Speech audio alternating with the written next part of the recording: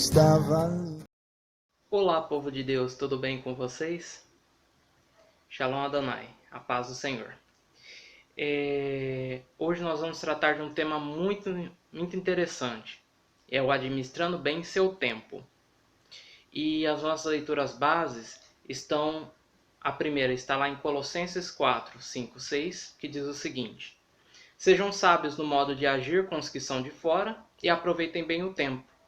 Que a palavra dita por vocês seja sempre agradável, temperada com sal, para que saibam como devem responder a cada um.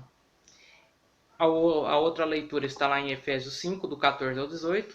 Por isso é que se diz: Desperte, você que está dormindo, levante-se dentre os mortos e Cristo o iluminará. Portanto, tenham cuidado com a maneira como vocês vivem, e não vivam como tolos, mas como sábios, aproveitando bem o tempo, porque os dias são maus. Por essa razão, não sejam insensatos, mas procurem compreender qual é a vontade do Senhor. Não se embriaguem com vinho, pois isso leva à devassidão, mas deixem-se encher do Espírito. E Eclesiastes 3, do 1 ao 11, que o pregador nos diz: Tudo tem o seu tempo determinado e há tempo para todo o propósito debaixo do céu. Há tempo de nascer e tempo de morrer, tempo de plantar, tempo de arrancar o que se plantou, tempo de matar e tempo de curar, tempo de derrubar e tempo de construir, tempo de chorar, tempo de rir, tempo de prantear e tempo de saltar de alegria, tempo de espalhar pedras, tempo de ajuntar pedras, tempo de abraçar e tempo de deixar de abraçar, tempo de procurar e tempo de perder, tempo de guardar e tempo de jogar fora, tempo de rasgar e tempo de costurar, tempo de ficar calado e tempo de falar, tempo de amar e tempo de odiar, tempo de guerra e tempo de paz. Que proveito tem o trabalhador naquilo com que se afadiga? Viu o trabalho que Deus impôs aos filhos dos homens para com ele os afligir. Deus fez tudo formoso no seu devido tempo. Também pôs a eternidade no coração do ser humano para que, sem que se possa descobrir as obras que Deus fez desde o princípio até o fim. Glória a Deus, né, pela sua palavra. Hoje vai ser uma continuação, né, do nosso último estudo, que foi o livro de ativismo, Podando Sua Vida. Nós vimos naquele último estudo a importância de ter uma vida podada, estarmos ligados à videira, podados, para possamos gerar mais frutos, não é? E nós já estamos limpos, né, por causa da palavra do Senhor.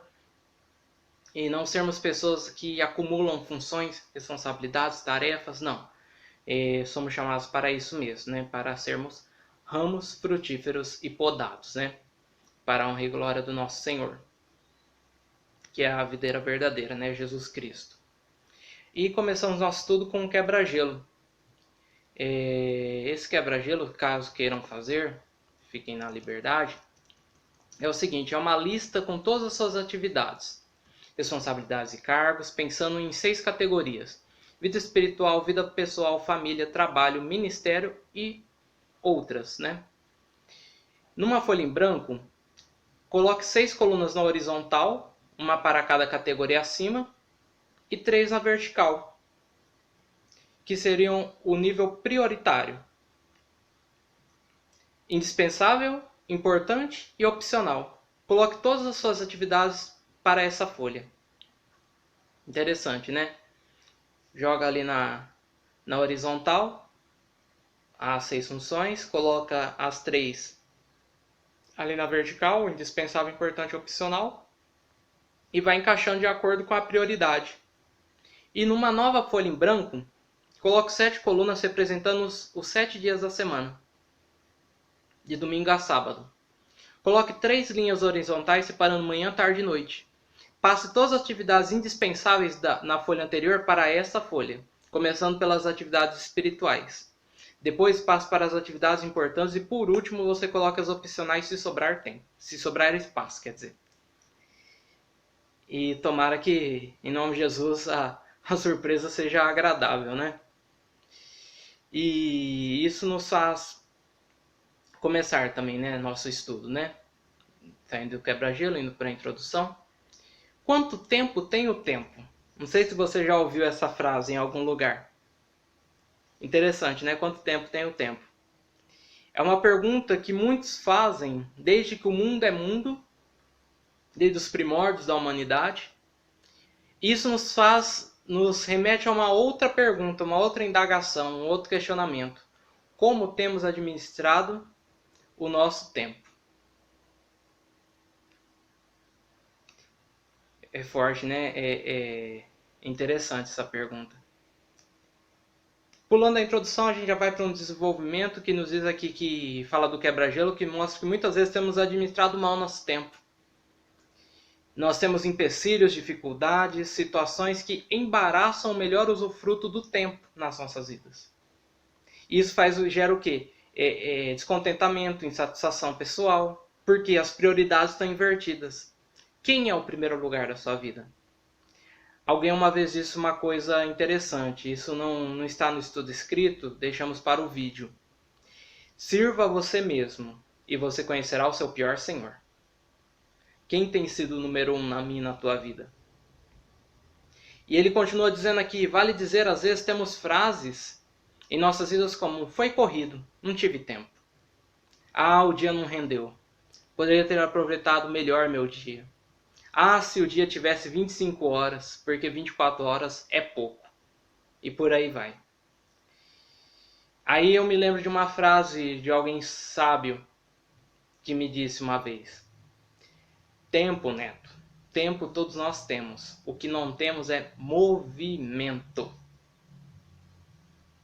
Fazer a coisa acontecer. Fazer com que as 24 horas sejam bem aproveitadas.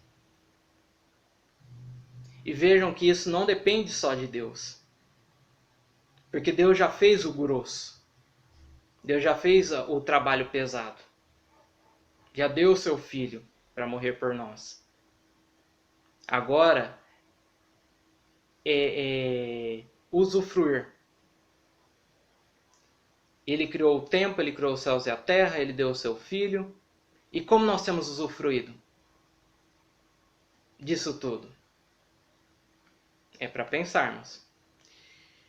E caminhando para a nossa conclusão, nós chegamos aqui a uma questão, a questões interessantes, né? a ponderações interessantes. Deus nos chama a um despertar, como ele diz lá em Efésios 5, 14, 18, né? Ele começa dizendo, desperta você que está dormindo. Acorda, menino. Como diria alguém por aí. Acorda. Levanta. Há uma vida em que o tempo não seja nosso adversário. Entre aspas, colocamos, mas sim há uma vida em que entendamos que há um tempo para tudo. E há mesmo. E que nesse ínterim, nesse meio tempo, entre essa vida e a vida que está por vir, nós devemos viver da melhor forma possível. Como? À la volonté? Não. Lembra que nós conversamos sobre isso no nosso último estudo, né? Não é à la volonté. É uma vida que agrada a Deus, que torna a Deus como prioridade, em que nós possamos lhe obedecer sempre. E até isso exclusivo para o vídeo também, mas você já sabe disso, uma vida que nos aproxima do outro. Mesmo nesses dias de pandemia, mas isso não nos impede, não é desculpa, né? Nós temos essas plenas condições, né? E aí nós entramos na nossa partilha. Primeira pergunta, qual a importância de administrarmos bem nosso tempo? Segunda, o que podemos extrair do texto de Colossenses 4, 5 e 6?